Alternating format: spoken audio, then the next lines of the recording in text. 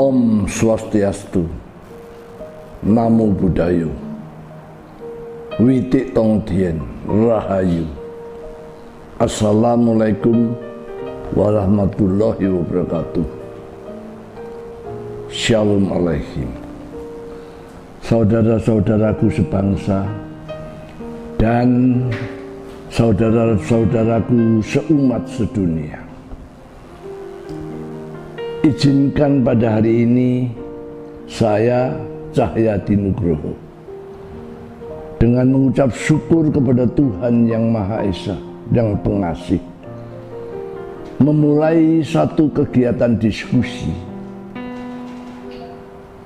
menjadi tuan rumah dari diskusi lintas iman, the host of Interfaith Dialogue.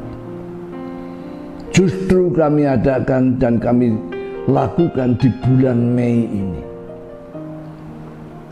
Sudah 3 bulan saya tinggal di rumah dan tidak bisa pergi karena adanya wabah COVID-19. Semua merasakannya sedunia. Bahkan ancaman krisis ekonomi dan kesulitan hidup yang bertubi-tubi kita alami bersama. Tetapi saya sebagai orang beriman merasakan Tuhan selalu membuka berkah ketika ada musibah. Ketika Tuhan menutup pintu-pintu, Dia membuka satu pintu lain untuk menikmatinya. Saya merasa menikmatinya.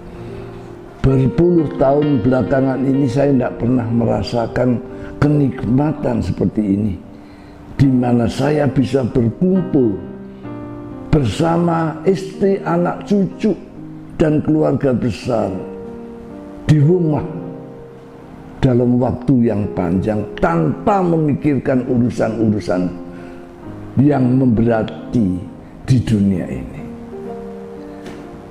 Kemudian di bulan ini juga saya mengucap syukur karena saya mendapat rahmat yang besar. Hari ini saya memilih 26 Mei 2020. Saya genap 75 tahun. Satu usia yang cukup panjang buat orang kebanyakan. Tidak semua orang bisa menikmati sampai umur 75. Dan kalau toh menikmati 75 atau lebih, tidak banyak yang bisa menikmati kesehatan, kegiatan dan kenikmatan yang masih bisa saya lakukan ini. Segala puji hormat bagi kemuliaan Allah. Dan di dalam perjalanan 75 tahun yang cukup panjang ini, saya menemukan nilai-nilai hidup. Dari jatuh bangun, dari segala suka duka, saya menemukan kebanggaan jati diri sebagai manusia. Yang pertama-tama, saya bangga saya adalah bagian dari bangsa Indonesia yang besar ini. Satu bangsa, negara kepulauan yang terdiri dari 17.500 kepulauan besar kecil di tengah khatulistiwa yang strategis. Satu negeri yang terdiri dari ratusan suku bangsa, etnis, keturunan, budaya, bahasa, adat istiadat, miniatur bumi. Bahkan ada yang mengatakan Indonesia adalah pecahan Eden yang hilang itu. Tetapi suatu hal yang lebih berbahagia, sekian banyak perbedaan Bhinneka Tunggal Ika itu bersatu, berjuang bersama karena nasib yang sama, merdeka menjadi negara kesatuan Republik Indonesia berdasar Pancasila. Terima kasih Bung Karno. Dan menurut Bung Hatta, jasa terbesar Bung Karno buat bangsa ini adalah sumbangannya, yaitu Pancasila.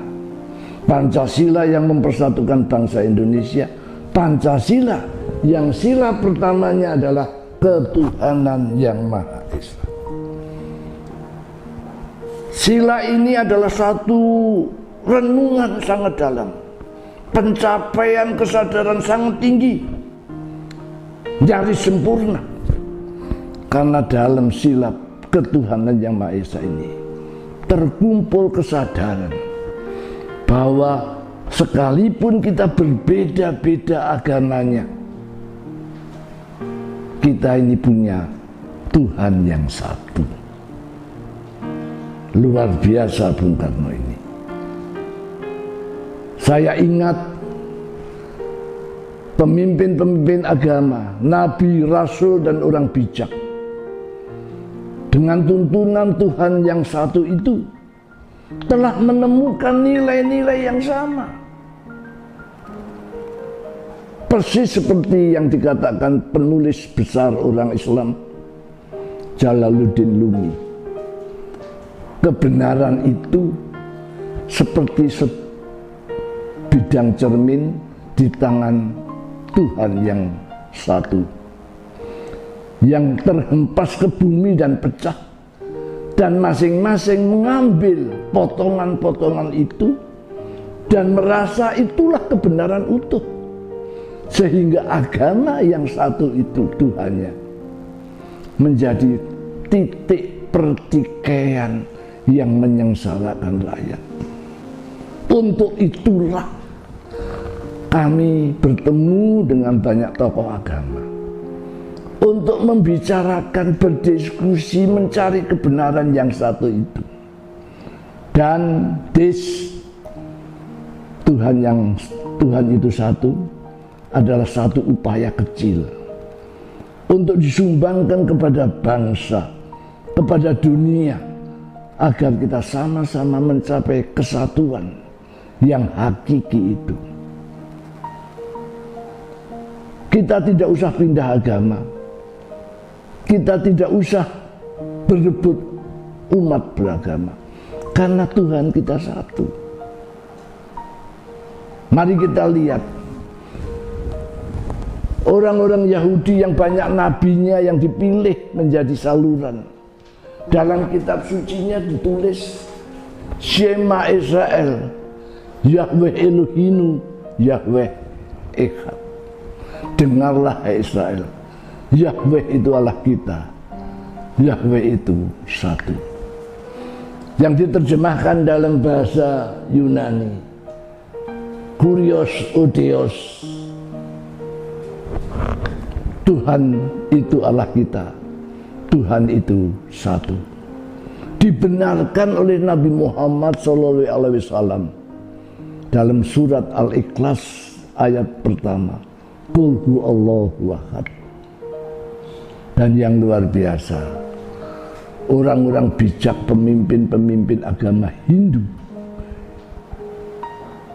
yang tidak kalah tua dan bijaknya telah menulis dalam surat Sutasoma, Tanhana Dharma Mangrufa. Untuk itulah hari ini dengan sukacita dan bersyukur saya mencoba menjadi tuan rumah, memfasilitasi diskusi lewat Zoom, lewat udara. Karena saya berharap suatu saat kita akan bertemu di darat ketika suasananya sudah baik. Di dalam acara ini selama seminggu yang saya mulai dengan memperkenalkan maka besok dan seterusnya berturut-turut akan berbicara, mengampu diskusi kita. Dari Islam yang saya cintai, sahabat saya, Profesor Dr. Kiai Haji Nasaruddin Umar, Imam Besar Istiqlal. Dari Konghucu, Ketua Pendeta Matakin, Bapak Bengki Irawan. Dari Buddha, Bante Mahatera, Sekjen Kasih. dari Hindu adik saya yang saya cintai, Ida Resi Putra Manuaba, penerus dan pewaris Ibu Gedong, sahabat Gus Dur. Dan tentunya kita tidak boleh melupakan sahabat kita dari aliran kepercayaan yang akan diampu oleh Tasidi Naem Suryono MH, dan dari sahabat saya dari Katolik Romo Dr. Budi Susanto SJ, yang bersama rombongan kami menjadi delegasi perdamaian ke Israel tahun 2012. Saya harapkan diskusi grup ini menjadi berkat bagi bangsa dan dunia. Maka saya harapkan semua yang ikut dalam diskusi ini dewasa dan menjaga emosinya. Jangan marah-marah, jangan maki-maki atau berkata yang kasar. Kalau ada perbedaan, memang kita ini berbeda bahasanya. Silahkan saudara datang dan pergi sesukanya, tapi izinkan kami nanti, admin kami akan mengatur diskusi ini sehingga berjalan sopan, tertib, teratur untuk kebaikan bersama. Inilah harapan kami. Dengan ini saya meresmikan diluncurkannya the host of Interfaith Study. Wassalamualaikum warahmatullahi wabarakatuh. Syadu, syadu.